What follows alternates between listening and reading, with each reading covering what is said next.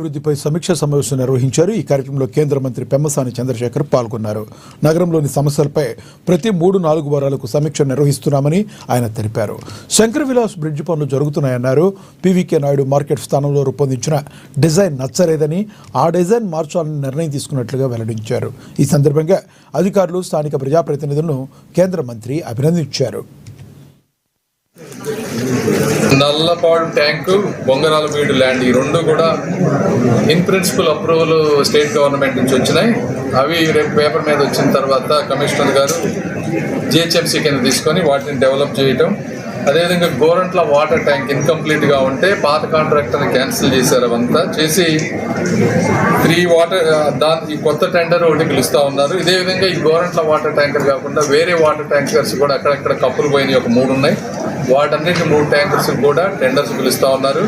అందులో BR stadium tank 2 కోట్ల రూపాయలతోటి దాన్ని కూడా టెండర్స్ వెళ్ళినాయి. అవి కూడా వర్క్ త్వరలో స్టార్ట్ అవుతుంది.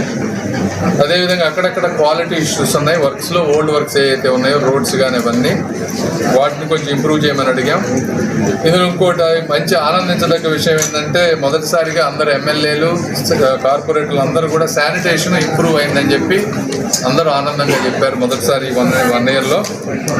దానికి ముఖ్యంగా కమిషనర్ గారిని కానీ మేయర్ గారిని అందరినీ